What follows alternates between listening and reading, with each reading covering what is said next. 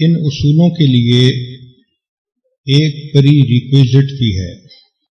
اس کی مثال یوں سمجھیں کہ اگر آپ کے پاس کوئی بیج ہے اور آپ چاہتی ہیں کہ اس کو زمین کے اندر بو دیں، تو اس کے لیے موسم کا صحیح ہونا یہ ضروری ہے۔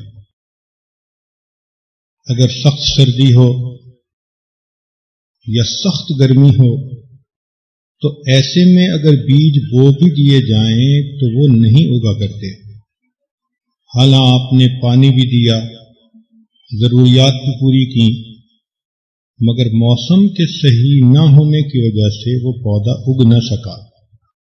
اسی طرح بچے کی تربیت کرنے کے لیے گھر کے ماحول کا موافق ہونا یہ انتہائی ضروری ہے۔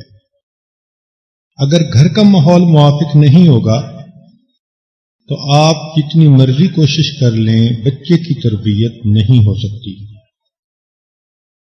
یہ گھر کا ماحول کیسے موافق ہو؟ اس میں سب سے پہلی بات ہے کہ ماں تربیت کرنے کے لیے تیار ہو اور ذہنی طور پر پرسکون ہو۔ اب ایک خاوند اپنی بیوی کو ہی ٹف ٹائم دیتا ہے، وہ پریشان رہتی ہے، روتی رہتی ہے، یا اگر تربیت کے لیے کوئی کوشش کرتی بھی ہے تو خاوند بچوں کے سامنے بیوی کو ہی ڈانٹ دیتا ہے۔ تو جب بچوں کے سامنے ماں ہی کی بے عزتی ہوگی تو بچے ماں کی بات کیا مانیں گے؟ تو یہ خاوند کی ذمہ داری ہے کہ بچوں کی نظر میں ماں کا ایک مقام بنائے، بچوں کو یہ محسوس ہو کہ یہ با اختیار ماں ہے، جو کہے گی وہ ہو جائے گا۔ اور اگر ماں کو ہی ڈانٹ پڑتی رہے بچوں کے سامنے تو بچے بھی اس ماں کا کہنا نہیں مانیں گے۔ تو سب سے پہلا کام کہ خاوند اپنی بیوی کو پوری سپورٹ دے، تائید دے، تاکہ بچوں کے ذہن میں یہ بات بیٹھے کہ امی جو کہہ رہی ہے ہمیں وہ بات ماننی ہے۔ اور دوسرا یہ کہ خاوند اپنی بیوی کو خوش رکھے۔ اگر بیوی کو ہی پریشان رکھے گا، وہ اپنے ہی مسائل میں الجھی رہے گی تو بچوں پہ کیا توجہ دے گی؟ آج کل اکثر بچوں کے بگڑنے کی وجہ ماں کی بے سکونی، چاہے ماں کو ساس نے بے سکون کیا ہو، خاوند نے بے سکون کیا ہو، یا کوئی اور وجہ ہو، بے سکون ماں اپنے بچوں کی تربیت پر توجہ نہیں دے سکتی۔ لہذا موافق ماحول بنانے کے لیے یہ شرط ہے کہ ماں پرسکون ہو، خوش ہو، اور اگر وہ کوئی بات کہے تو اس کو پیچھے سے سپورٹ ملے اپنے خاوند کی، گھر والوں کی۔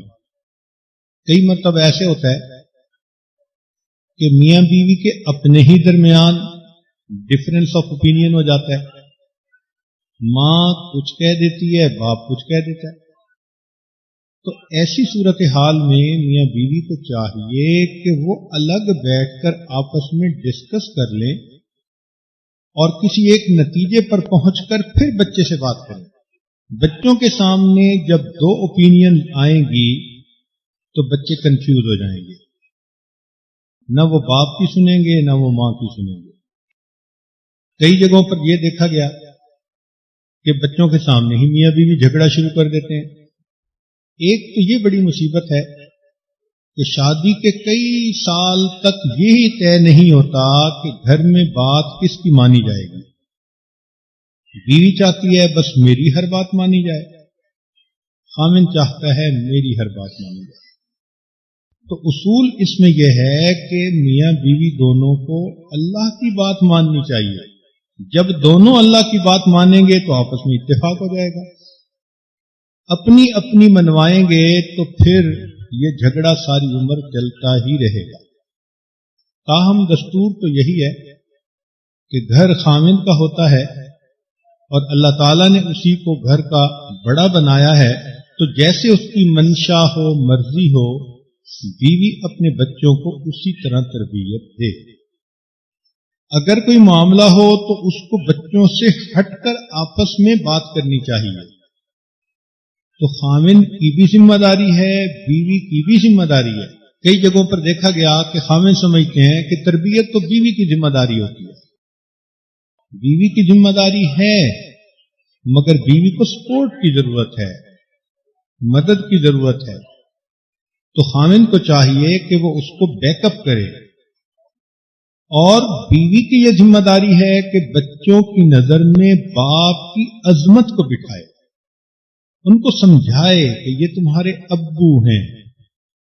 تو خاوند بچوں کی نظر میں ماں کی عظمت بنائے اور بیوی بچوں کی نظر میں باپ کی عظمت کو پیدا کرے، تو پھر بچے ماں باپ دونوں کی باتوں کو مانیں گے۔ کئی جگہوں پر میاں بیوی دونوں اپنے بچوں کی اچھی تربیت کرنا چاہتے ہیں، گھر کا ماحول موافق نہیں ہوتا۔ مثلاً ساس سسر ساتھ رہتے ہیں، نندے ہیں، تو میاں بیوی تو چاہتے ہیں کہ اولاد کو نیک بنائیں، اور باقی گھر کے لوگ صبح و شام ٹی وی دیکھنے کے عادی ہیں۔ اب ایک مصیبت بن گئی، ماں باپ بچے کو کمرے میں روک بھی نہیں سکتے، اور ذرا باہر نکلے تو گانے کی آوازیں اور سکرین کے اوپر حرکت کرتے ہوئے جسم بچے کو نظر آتے ہیں، تو بچہ ادھر کھنچتا ہے۔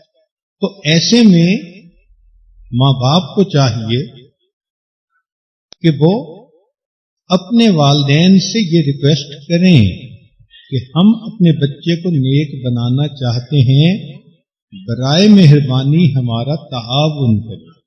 اس لیے شریعت نے کہا کہ سب سے اعلیٰ بات تو یہی ہوتی ہے کہ شادی کے بعد اپنے بیٹے کو قریب میں مکان لے کر دے دیا جائے، تاکہ ماں باپ کے ساتھ بھی رہے مگر ان کا اپنا ایک ماحول بھی رہے۔ اس طرح جھگڑے ہی ختم ہو جاتے ہیں۔ ورنہ ہم نے دیکھا کہ میاں بیوی خون کے آنسو روتے ہیں، جتنا بچوں کو سمجھاتے ہیں، ساس صاحبہ یا سسر صاحب فسق و فجور کی لائن پر زندگی گزارنے والے ہوتے ہیں، وہ الٹا پورے کام کو ہی بگاڑ کے رکھ دیتے ہیں۔ تو اس میں ان تین چیزوں کا موافق ہونا یہ ضروری ہے۔ پہلی بات کہ ماں پرسکون ہو، خوش ہو، اور اس کو خاوند کی تائید حاصل ہو۔ دوسری بات کہ ماں نے بچوں کے دل میں باپ کا وقار بٹھایا ہو، عظمت بٹھائی ہو، اور بچوں کو پتا ہو کہ ابو نے جو کہنا ہے ہمیں وہی کرنا ہے۔ اور تیسری چیز کہ گھر کا ماحول موافق ہو۔ اگر دوسرے لوگ گھر میں رہتے ہیں تو وہ بھی ان بچوں کا خیال رکھیں کہ یہ بچے اگر نیکی کی تربیت پا رہے ہیں تو ہم ان کو فسق و فجور کی طرف مت بلائیں۔ جب یہ سارا ماحول ٹھیک ہو جائے تو یہ پری ریکویزٹ ہے، اب آپ یوں سمجھیے کہ بچے کی تربیت کرنی آسان ہو جائے گی۔ تو بچے کی تربیت کے 12 انشاءاللہ تربیت کے وہ 12 اصول قسط وار حضرت ہی کی زبانی شیئر کیے جائیں گے۔ گزارش ہے مکمل طور پر ضرور سنیں، دوست احباب میں شیئر کریں، اور پھر لائک کریں، ہمارے چینل کو سبسکرائب کریں۔ اللہ تعالیٰ آپ کو جزائے خیر نصیب فرمائے، آمین۔ والسلام علیکم۔